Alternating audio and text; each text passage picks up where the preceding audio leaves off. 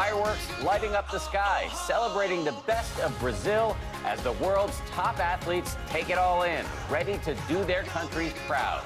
Team coverage from Rio, from inside and outside of the stadium. Will protesters disrupt the games? And the new Olympic darling setting hearts on fire. Donald Trump's endorsements, the Republican candidate abruptly changing course. I support and endorse our Speaker of the House, Paul Ryan. Also endorsing Arizona Senator John McCain. Will it reverse his falling poll numbers? Under fire, Chicago police releasing these dramatic videos. Police body cameras capturing the scene, opening fire on a suspect in this car, eventually chasing him down and shooting the unarmed teenager in the back. The many questions for police this morning. And caught on camera, concert chaos. The moment this fence gave way, fans sent tumbling on top of each other. Emergency crews rushing to the scene. How did it happen? Live from ABC News in New York, this is Good Morning America. Hey, good morning. It was a night of pageantry and protest in Rio, where they held the opening ceremony for the 2016 Summer Games. There was Michael Phelps playing the role of flag bearer for Team USA, but Phelps had to leave a little early to rest up for his first competition, which takes place on Monday, getting a couple days rest. He's already got 18 gold medals. He's going to be gunning for more in these, his unprecedented 5th Olympic Games. He's on a hot streak. While the ceremony took place inside, look at this, a very different scene outside. Protests and tear gas. A reminder that for Brazil, these games are taking place under the shadow of recession, budget cuts, political corruption, rising crime rates, and, of course, the ongoing Zika outbreak. But this morning, despite the turmoil, Olympics fans are already lining up for the first events, and ABC's Amy Robach is right there in Rio leading our coverage for us this morning. Amy, good morning to you. Good morning, Paula and Dan, and we were there for the spectacular 4-hour show last night where, I don't know about you, but I got a geography lesson, learning names of countries I didn't even know existed. But it was Rio at its best. They were celebrating their culture and the best athletes in the world. It was a night to remember at the 2016 Rio opening ceremony, kicked off by a star-studded opening sequence dazzling fans with a cast of thousands of performing elaborate dances and acrobatics. A spectacular fusion of 3D projection, lights, and mechanical creations flooding the stage, revealing the rich history of Brazil, from their indigenous beginnings to European settlers and the slave trade. Brazil's most famous song, The Girl from Ipanema, playing off its biggest star.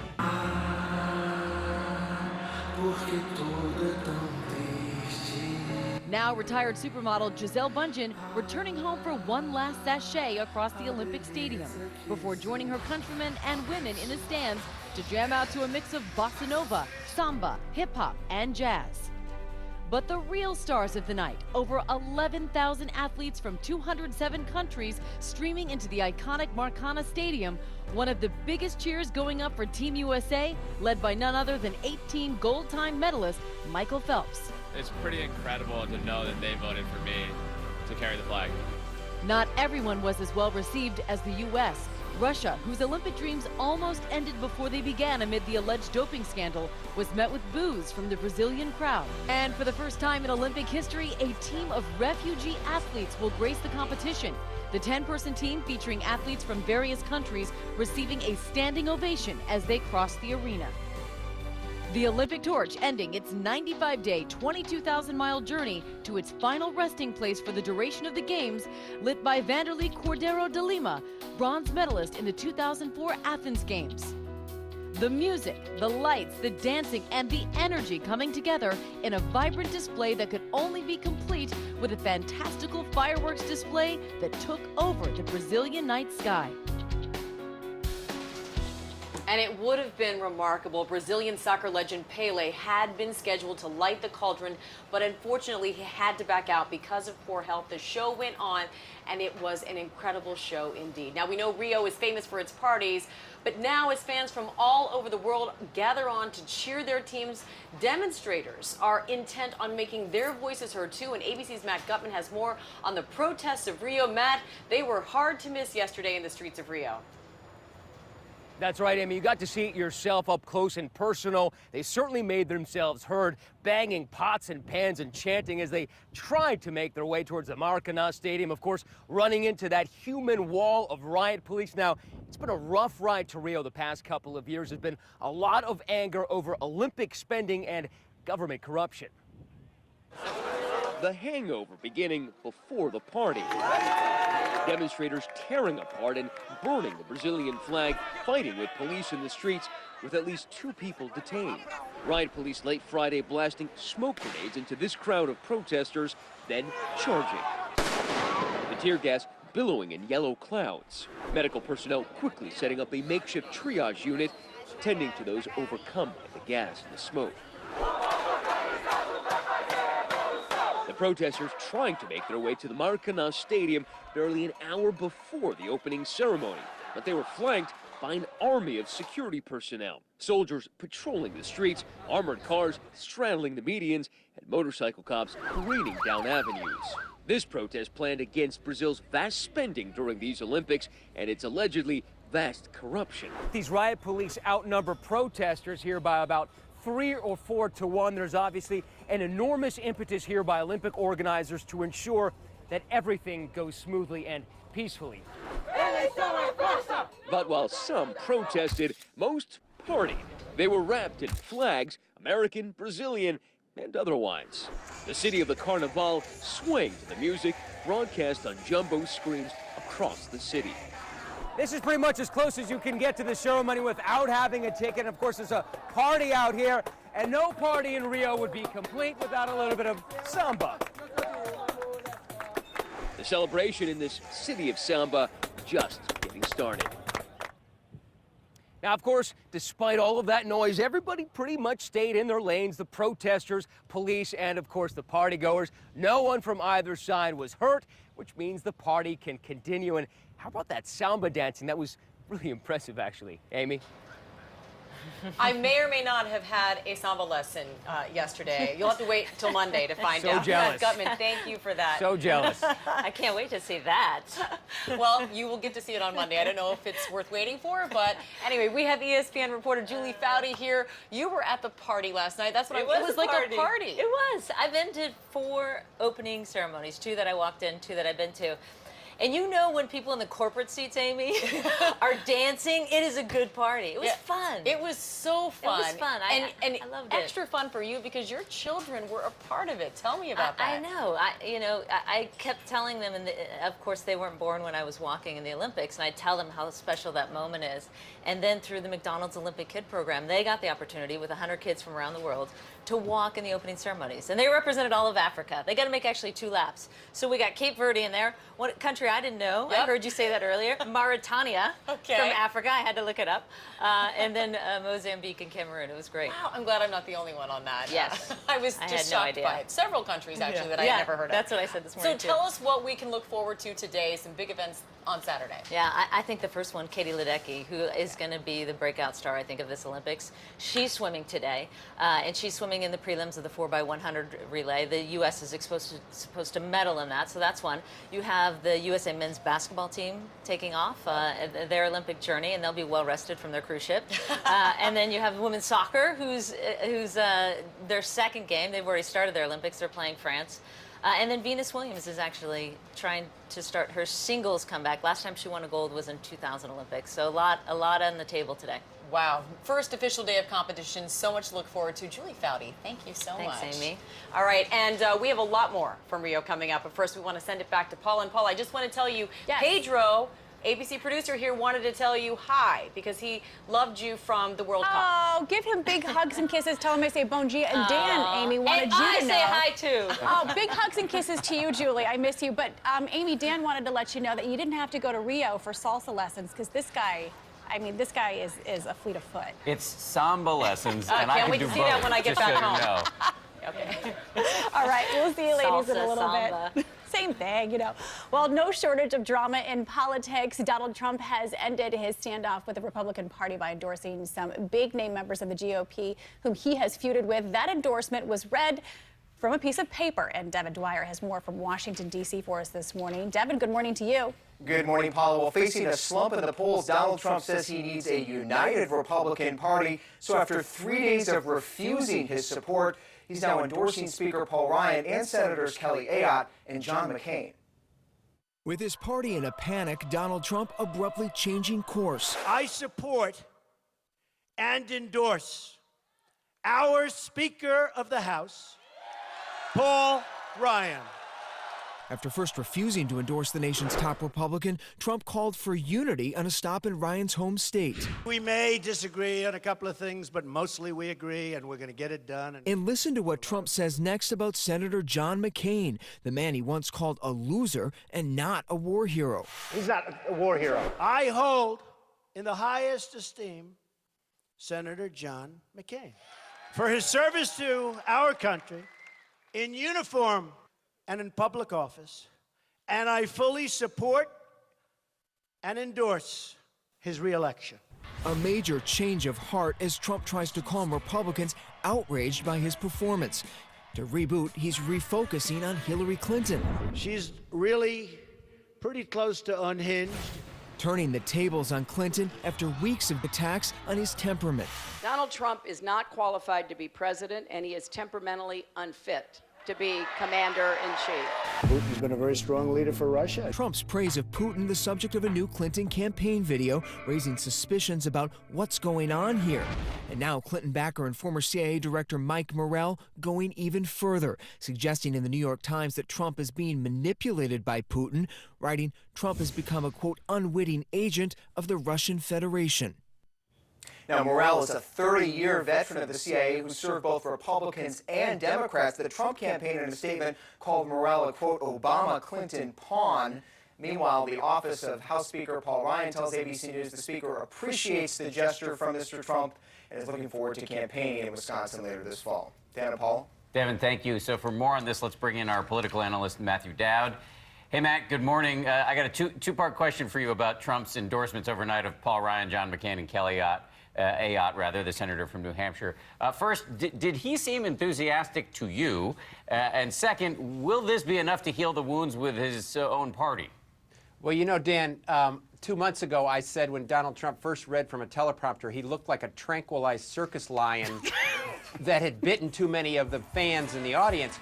And I was reminded of the same thing again. It's also, as I would have to say, watching him bring those people together and being forced to do that together reminds me of when my parents asked me to take my sister to the school dance. It's not something I really wanted to do, but they made me do it. That's what it looked like.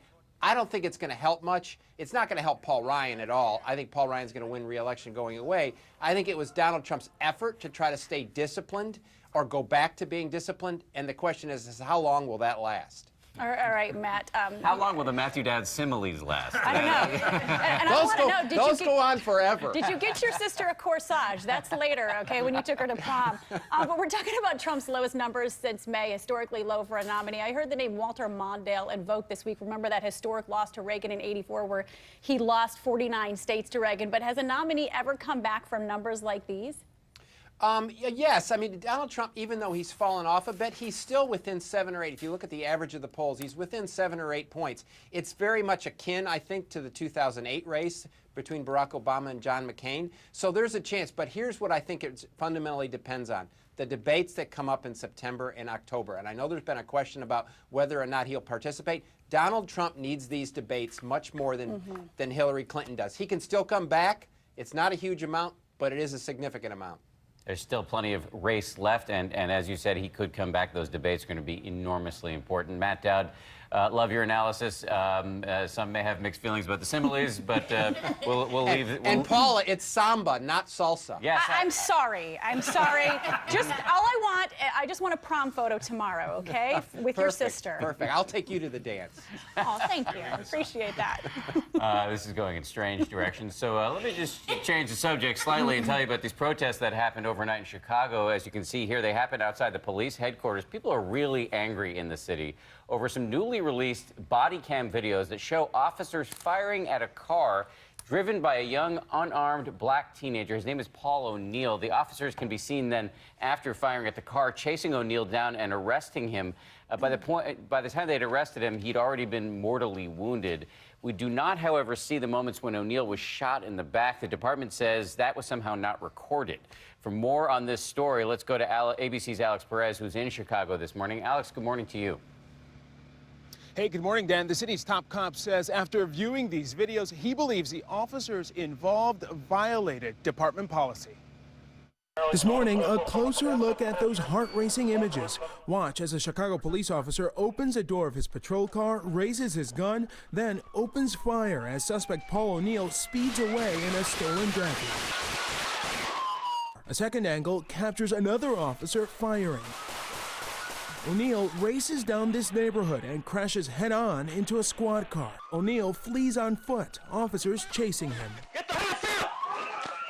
These tense moments from 9 body cam and dash cam videos are our first look at how things unfolded July 28th when Chicago police fatally shot the 18-year-old car robbery suspect. Officers running through backyards, pinning him down and handcuffing him, all after an officer shot him in the back. Put your hands behind your back! Missing from these images, body cam footage of the fatal shot being fired. Authorities say that camera was not recording and are now investigating why. Officers on the scene seemed concerned about fallout. Man, I'm gonna be on a desk for 30 days now. I'm gonna be crucified, bro. Pray to God not to have this one. O'Neill died shortly after the shooting. He was unarmed. Chicago officers are banned from firing into a vehicle when the car is the only force used against the officer. As it appears right now, departmental policies may have been violated during the incident. O'Neill's family now demanding justice. It was disturbing, very disturbing, not the way anything's supposed to be done. And pending outcome of this investigation, the 3 officers involved in all of this have been stripped of their police powers. Dan, Paula? All right, Alex, thank you. Time to send things over to Rob for a look at the weather. Good morning, Rob. Good morning, guys. Monsoon in full swing. Want to show you these pictures out of the monsoon or just outside of Phoenix. Scottsdale really getting hammered with rainfall yesterday. A couple of inches in 2 hours. Actually, 1 inch falling in 20 minutes. And in the desert, that's just enough to fill up those washes and create a flash flood situation there. The good news is that the heaviest rain has moved out of the Phoenix area, but the monsoon continues and flood watches up around the Four Corners and through southwestern parts of Colorado. That's where the main moisture plume is going to be today. Could see a couple of more inches just south of Denver and then stretching into the plains as well. Humidity, yeah, you've got it. So is the heat across much of the Mid-South. I think Little Rock today is going to be the 53rd day in a row of 90 degrees plus. That is an awfully hot summer, and it's going to feel like 112 in Shreveport with the humidity today. And tomorrow, not a whole lot better. So we're going to have to deal with that as we are going to have to deal with some rain across parts of Florida. We'll talk more about that in about 15 minutes. All right, just a quick check on the national outlook. Here's what's shaking where you live. Good morning. I'm meteorologist Ryan Miller. Our clouds are going to increase this morning. We're into the 70s, pushing into the 80s. A humid day as well. 92 degrees this afternoon with a 40% chance of afternoon storms between 1 and 6 o'clock. So watch the sky if you plan to golf or head to the pool. Tonight, though, it's going to get nice for the Nats game. We'll be in the 80s. Tomorrow, 89 degrees with lower humidity, staying nice Monday and Tuesday, and then 90s return Thursday and Friday.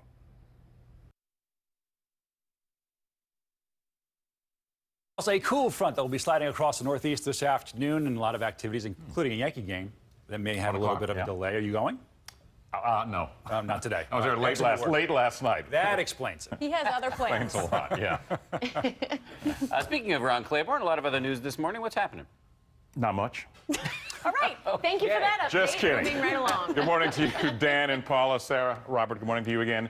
And good morning, everyone. We begin with new developments in that deadly knife attack in London that killed an American woman. The 19-year-old suspect Now charged with 1 count of murder and 5 counts of attempted murder, he's accused of stabbing 64-year-old Darlene Horton of Florida to death and wounding 5 other people. Horton and her husband had been scheduled to return home the day after that attack. And here in the U.S., the FDA giving the green light for field testing genetically modified mosquitoes in the Florida Keys that could help fight the spread of the Zika virus. The idea is for the GMO males to mate with the non-GMO females and produce offspring that die quickly to reduce the mosquito population. This, as another case of locally transmitted Zika virus has been reported in Miami, bringing the total number there to 16, all of them contracted in the U.S. And the mayor of Fairfax, Virginia, is under arrest